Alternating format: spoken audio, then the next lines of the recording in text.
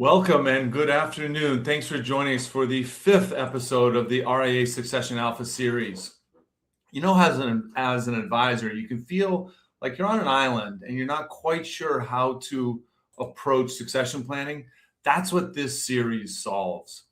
Over the course of 5 episodes, you're learning about valuations, M&A, how to evaluate your firm, growth strategies, legal structures, and the internal journey that you take as an owner. I'm Steve Tenney, founder of Grandview & Co. I advise owners of RIAs, helping them to architect their future. And a critical element of that is succession planning. For context, I was an advisor for 31 years. I was a portfolio manager, led business development, and guided some wonderful clients. I also built, led as CEO, and exited my own RIA. What I learned is that there were some things I should have done differently from the start and throughout my time at the firm. That's why I wrote RIA Succession Alpha and launched this series. We'll have 5 conversations with 5 experts who each own a different piece of what it actually takes to realize the value of what you worked so hard to build. A bit of housekeeping before we start. Please enter your questions directly into LinkedIn. This session will last about 35 minutes. My book, RIA Succession Alpha, is available on Amazon. Later in this episode, I will offer RIA Alpha Index. It's a diagnostic that instantly helps you evaluate where you stand. And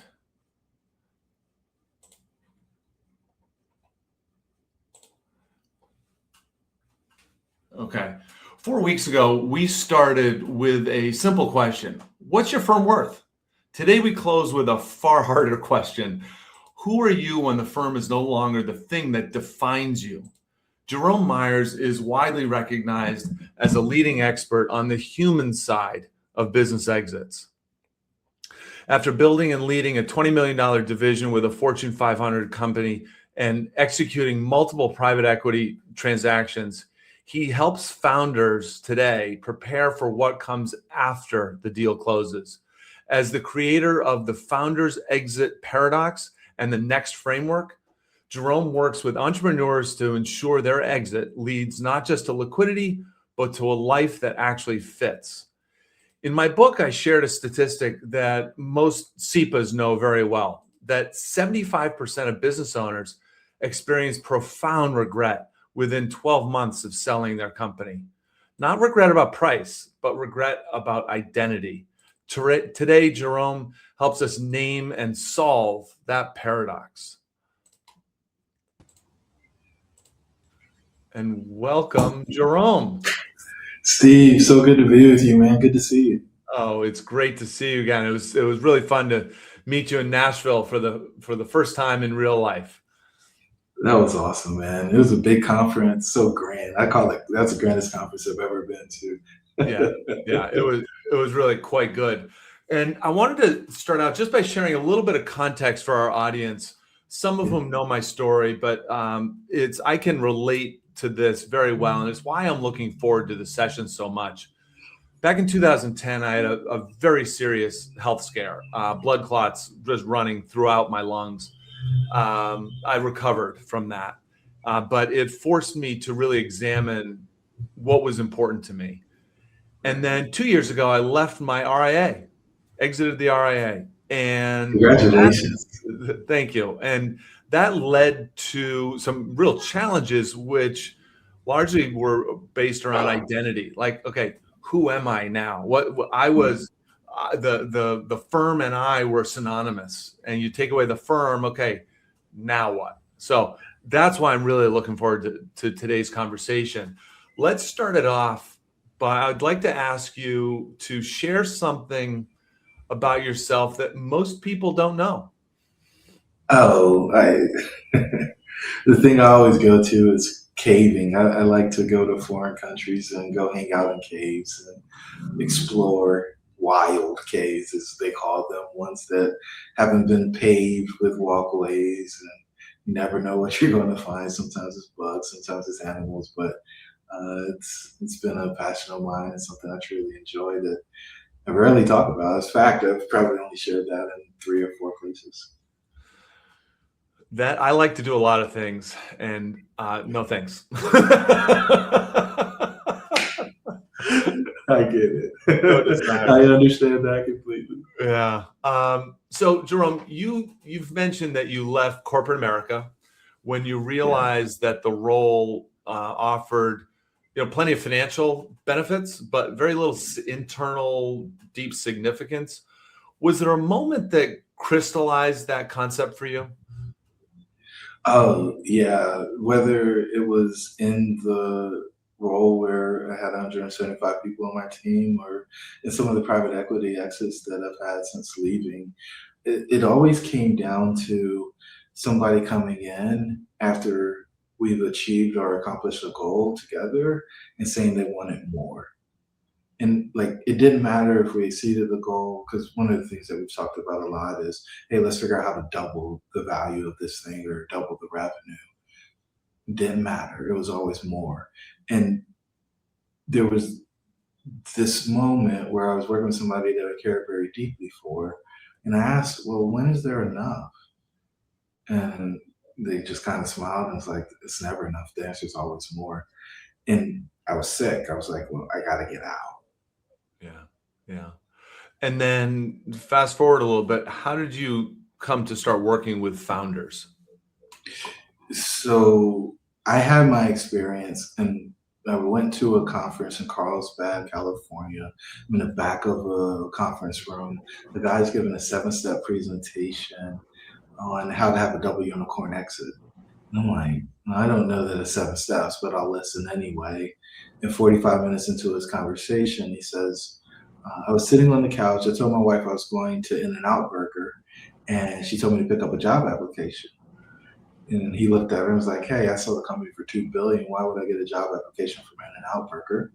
And she said, "Well, I can tell that you're a Savannah and you haven't been stimulated, and you need to do something in order to stimulate yourself because you're not the guy that I married." And he went on, and then eventually he said 2 words: "I was having an existential crisis." And it was the first time I heard the phrase. I didn't quite understand what it was, but in that, I was curious. And so when they passed the mic around, I said, "Hey, how'd you get out of your crisis?" And he said, "I'll let you know when I do."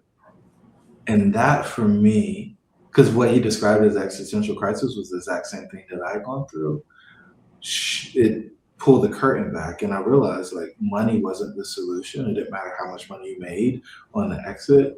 You're going to have this issue with identity. You're going to have this issue with what's next or what's now.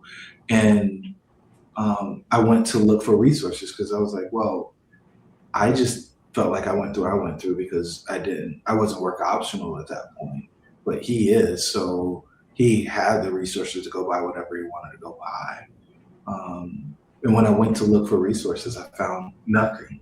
Well, that's not true. I found one article from Harvard Business Review, and it said, "Congratulations, you sold your business. Prepare to be depressed." And I was like, that can't be the promise of somebody that spends 15 to 50 years building something. But that was it. And so I became obsessed with this concept of how do we reward founders for building something that has transferable value? And when I saw the stat that you referenced earlier about the 75% of people regretting selling their business, I was like, this can't be about money. And in the research that we've done, and we've interviewed hundreds of founders on our podcast, as well as written white papers and so on, that's not the answer. It's always comes back to identity, relationships, and what to do with the time that they got back from selling the company. Yeah, and I'll note for the audience that the conversation we're having right now, it really should hit most founders, RIA founders, at two levels. One is very personal for themselves.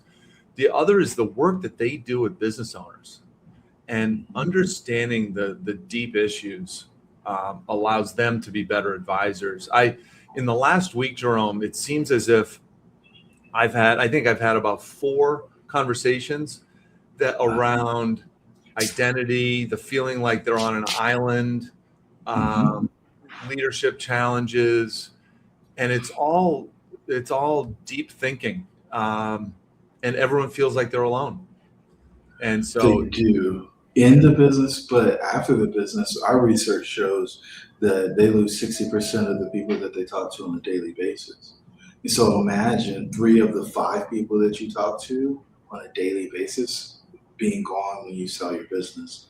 And so when you've mentioned identity, but when we talk about our 6 centers of doubt, relationships are the next level. And so, like, I don't know myself without the business now. I don't even know myself outside the context of the people that I spend the most time with.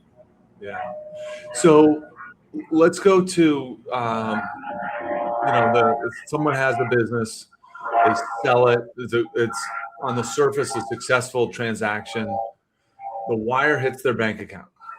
Yeah. What Bing, bing, bing. what emotions are most typical that they're facing at that time? So we call this a transaction illusion. People believe that it's going to be relief and happiness and great gratitude, and those things happen initially, but within the first 24 to 48 hours, they start to grieve. They feel lost. They feel sadness. They start questioning whether or not they deserve it. Um, there's a whole lot of things. We use the iceberg to illustrate this phenomenon that we call the exit paradox. But there's all of those things where they put on for other people that are positive emotions, but the negative ones tend to be the ones that they don't want to share with anybody else and the ones that are most intense. But like grief, sadness, loss, fear, they're scared to be poor again. Um, and then deservedness is probably the last one where there's a challenge. Yeah. Can you go? You mentioned the founder's exit paradox. Can you go a little deeper into that? Yeah, so we define it as um, the pull that they feel between, oh, I have relief because I'm work optional when people have a 8-figure exit, and I have more money than I've ever had, but I've lost my identity, relationships, and the way that I spend the majority of my time. Like, work orients us. And so when I sell my work, I'm lost. It's just disassociation from the anchor that for most people has taken 15 to 50 years to create. And so it's this paradox between these positive emotions that you expect to feel and then these negative emotions that nobody really talks about because they don't want to sound tone deaf. They don't believe anybody really cares. And for many people, they're embarrassed that they actually have those feelings. So how do you help them with that? We believe that the best way to help somebody minimize the impact of the founder's exit paradox is to come up with your exit plan prior to what you're going to do post exit, prior to exiting. Many people think, oh, I get the money, then I'll figure out what I'm going to do. We call that the depletion window because you work so hard to get to the liquidity event that you're trying to make all these decisions with nothing that's orienting you, being you don't have a business to kind of decision filter with. So what we encourage people to do is 3, 5, 10 years before they exit to come up with what they want to do post exit. That way, all of the terms in their deal are made with that in mind versus just trying to optimize for the transaction. We think when people just optimize for their transaction that it's myopic. They're focused on where the person's going to spend the least amount of their time. That window of marketing the deal is so much shorter than the time that people spend building the business and the time post exit. But they just spend all their time there versus thinking, hey, after I exit, do I want to work for the acquirer? Or would it make more sense for me to take a little bit less money if that's what's necessary and have my freedom to go do whatever I want to do as soon as I exit? Um, how much money do you actually need from the transaction in order to be able to fulfill your wildest dreams? And is that reasonable? Sometimes people are fighting for extra $1 million and it doesn't make a difference in their financial plan or in their giving plan. And some people are like $1 million is a lot of money. Um, time is the only non-renewable resource. And I believe if you're working in your purpose, and just to be clear, I don't believe the business that most people build is their purpose. If you're working in your purpose, you probably will make a whole lot more than whatever you're trying to scrape or scratch out of the deal that you're doing to exit the company that you built. So, you know better than most the three legs of the stool that the Exit Planning Institute talks about. And what we're talking about here is that third leg is the personal readiness. The first one being is the business ready? Second is how are your financial and legal matters squared away? And third is personal readiness. I'm wondering what your experience is with what happens with a lack of personal readiness in relation to leading up to the deal. Do you find that ends up killing deals? Like people just aren't emotionally ready for it?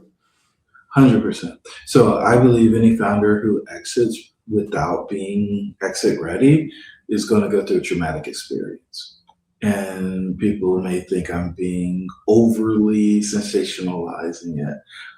But that's actually what I have witnessed in a lot of instances where people sell the business because they got an offer that they can't believe they got, which I don't think is ever really the case, but they talk about it that way. And so it satisfied their financial requirements and they made the exit. And now they spend the rest of the time struggling, trying to figure out life on the backside of it with nothing to cling to. In many ways, I describe it as a ship wrecking on an island. And instead of swimming onto the island and building a new life in paradise, they stay in the ocean holding on to wreckage, waiting for somebody, hoping somebody comes to save them. But usually it doesn't work out that way. The personal leg of the stool, from my perspective, drives all the other ones. This is why we encourage people to work on their post-exit life plan prior to exiting. It doesn't matter how much money you have if you don't know what you're going to do with it. Having the business ready to exit is good business, and it makes it more enjoyable for you to own it. But you might not have built the right size business, or you may have built the business too big to fit into your personal plan. And so for me, Stephen Covey made a whole lot of money writing that book. And he talks about beginning with the end in mind. But I watch so many people believe that the transaction is the finish line for the business and not actually getting back home. We think about exiting as a mountain expedition. And so you ascend the mountain, that's building up to the liquidity event. You summit, and that's when you get your money, and then you descend. Most people die on the descent. And we find that just about every exit advisor, except for the financial advisors, they leave when the person summits. For the financial advisors, and I know that's your group, what we find though is like 75 to 85% of them get replaced at the liquidity event or shortly thereafter. And that's because my hypothesis, and I haven't seen any data to contradict or counteract this. In fact, I just helped an exiting founder replace their financial advisor on the bus exit. They did not see that advisor as somebody that was integral to the success of the deal, nor did they see them as a person who helped them craft the vision for their future once they went through that portal to the land of wealth. And so for financial advisors who are not making sure that their business owner clients are having a plan for post-exit, and then those people are walking in and getting blindsided by the founder's exit paradox, they're deciding that they need somebody else to give them advice or guidance. And it's my belief that if you warn them for what's going to happen, even if they don't believe you, when they experience it, they're going to come back and say, hey, that thing that you said was going to happen is happening. What do I do now? And if you end up in that space, I believe you cement the relationship, because then you get them to the right resources. And it's all because you asked a question, you planted a seed. The other thing I see, and I'm sorry for going on so long, No, please. is that people, because advisors are the only ones that go through the portal, they ignore that something's wrong or off with their client. It's messy, there's feelings, and most people in the space are analytical and they don't do all of the soft stuff. But the founder, the newly exited operator, the neos, we call them, are looking for somebody who cares, right? And the advisor knows about the money. They also, I mean, if they've been working with them for a while, they also know the client, and they should be able to tell that something's off. And just asking, how are you doing? What are you doing? Are you finding meaning, and being able to help them get to that place of their life mattering again because they feel like it doesn't, is some of the most important work that you can do that you probably don't get paid for. Did I hear you correctly that up to 80% of financial advisors get replaced after an exit? Yeah, that was something that was mentioned at Exit Planning Summit during our panel, actually. And I don't have the exact source, but one of the other panelists who was a financial advisor brought that up. Wow. That's I mean, from a purely business perspective, advisors better pay attention to that. I mean, because you're talking about, I mean, look, from a cold-hearted revenue perspective, liquidity events are a big deal to the advisor, and to not participate, to not empathize, to not help, and therefore lose the account is just an incredible opportunity that's being missed.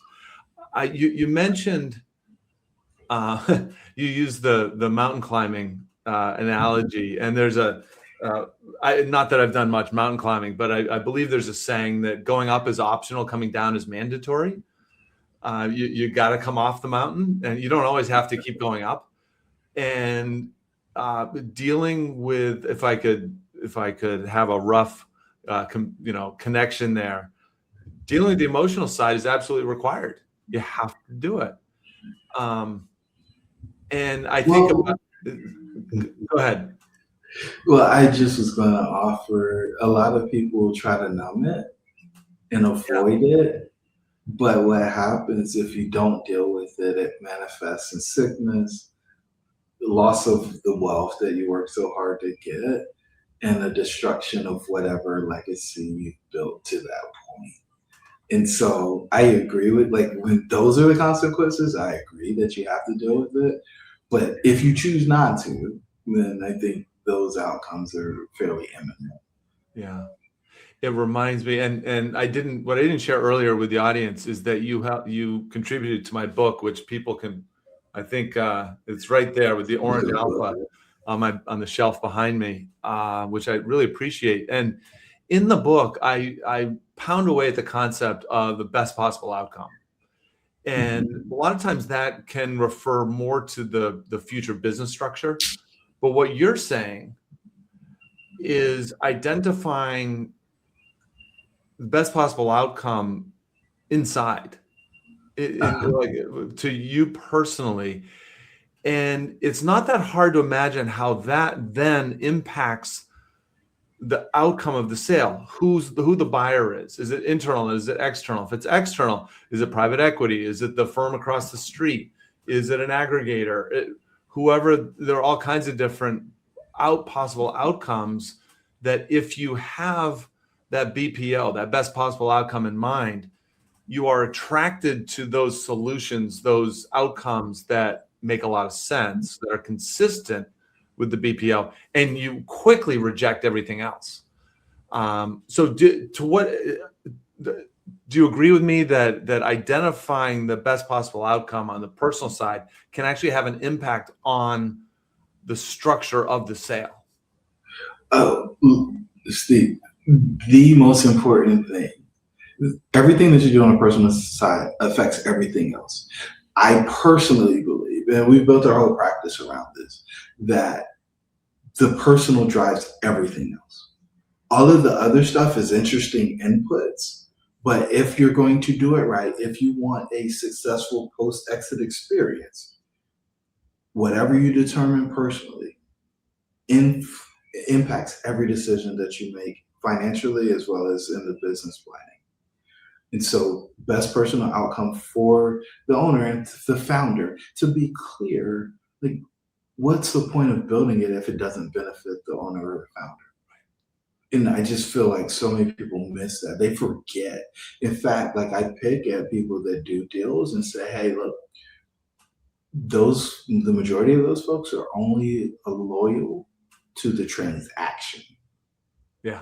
They don't care about you as a founder and what's best for you. They care about what's best for the transaction.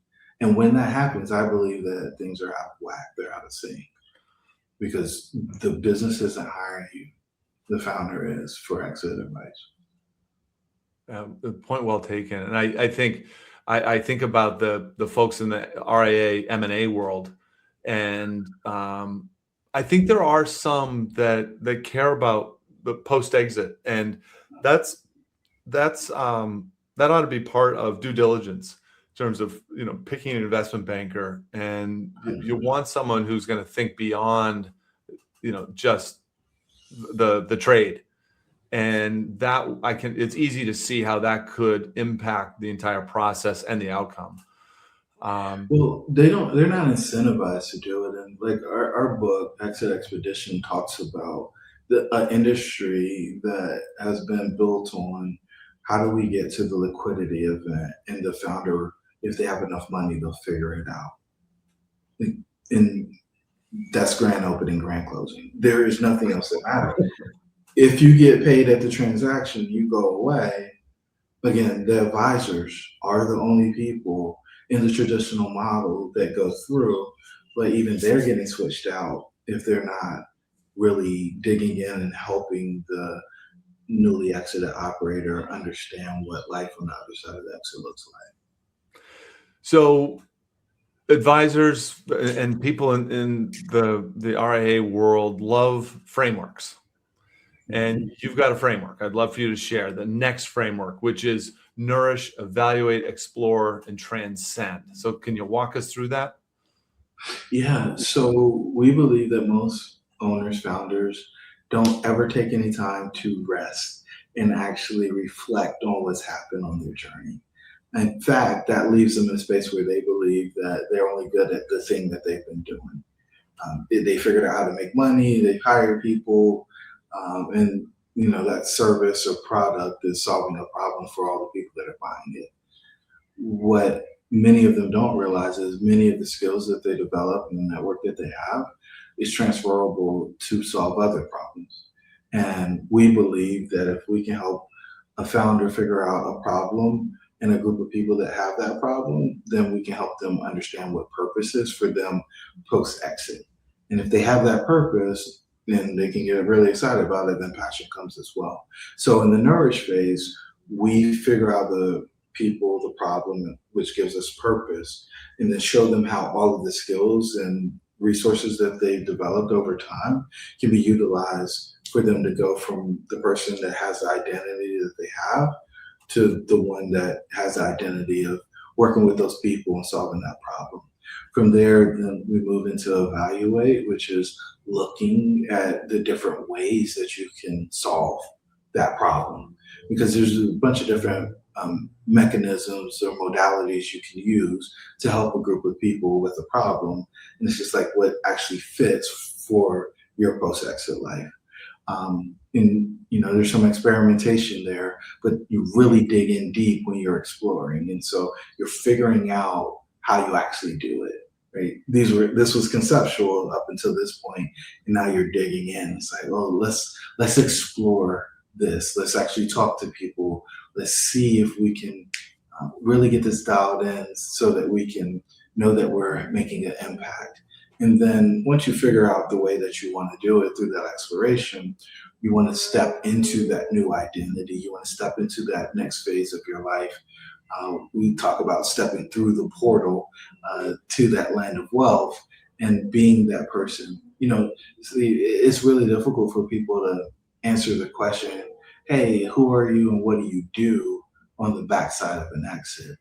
But once they know there are people in a problem, that awkwardness goes away. Yeah.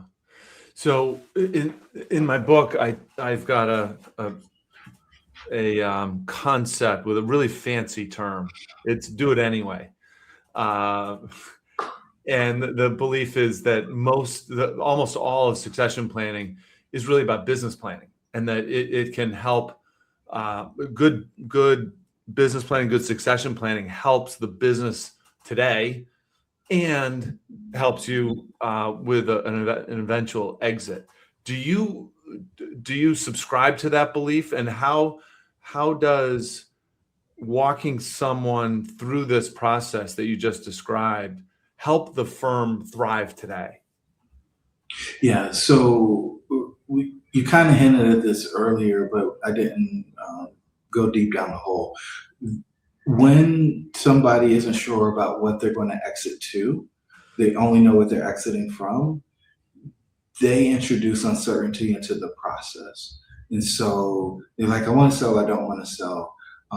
We got a buyer, but I don't like that buyer. This obscure term in the deal doesn't work for me anymore. And so there are instances where the exiting owner sabotages the deal. When they have people in a problem or they have their purpose, we believe that the person gets excited about what they're exiting to, which gives everybody more certainty around the fact that the owner is leaving the business behind. They have their identity, so they don't have to come back and parachute in and work on problems in the business that don't make sense for them to be working on, as an example. And in that, the business isn't then capped by their leadership led. From my perspective, it gives everybody involved clarity about roles and responsibilities. And it's very difficult to get somebody to leave something behind that gives them comfort and safety if they don't have something else to go to. Yeah, yeah. I've got two more questions, but before we go there, I want to just share a couple things. First of all, this is Jerome's email, jerome.myers@gmail.com. And second is the RIA Alpha Index, which is at riaalphaindex.grandviewandco.com. That is a free tool that people can use to get a really good idea of where they stand in terms of readiness. So two more questions. If, let's say, a founder is 2 or 3 years away from selling, and they take just one bit of advice from this great conversation, what is it? What should they start doing today? What should they start doing today? 2 or 3 years out. I think the first thing they should do is think about what else I would do if I wasn't doing this. Because most people don't allow that thought to enter into the conversation. And if they can answer that question with something more meaningful than golf, gardening, or grandkids, I think they might potentially be in a situation where they could have an exit that they would enjoy. If those are the answers, I think they're in bigger trouble than they know. Yeah. Yeah, that's great. So Jerome, put your business owner hat on yourself. How do you engage with your clients? Who do you engage with? What's a typical client? Who is a typical client for you? And a related question: how would you work with financial advisors? Yeah, it's funny. We had one financial advising group exit for a little over 50 million, and we're working with a group now that's probably going to exit for about 75 million. Um, how do we work with them? It all starts with exit readiness assessment. It's probably not as good as Steve's because his is targeted specifically for RIAs. Ours is generic for business, but we're specifically looking to make sure that personal readiness is something that's been considered by the person that's exiting. And so we have everybody do an exit readiness assessment. From there, we'll do a review call with them and talk about the things in the exit readiness assessment and just see where they are. Like, some people are just burned out and they're ready to go. And so if they're burned out, ready to go, we've got an action plan to help them get there. For the people that are like, no, I feel good about this, I got some more time, then you can work on value acceleration if you need to, based on what the advisor is looking to do. We went through this process with a couple of RIAs last year, and we told both those guys that it wasn't time for them to exit, and gave them a plan to grow their company in a way that would allow them to exit for numbers that were going to be significantly more than what they would get if they would have made that exit at that juncture. And then from there, and all this stuff we're talking about now is at no cost. If it makes sense for them, if they believe that they need some support in figuring out the people in the problem, then they would move into the first paid engagement, which is our next intensive.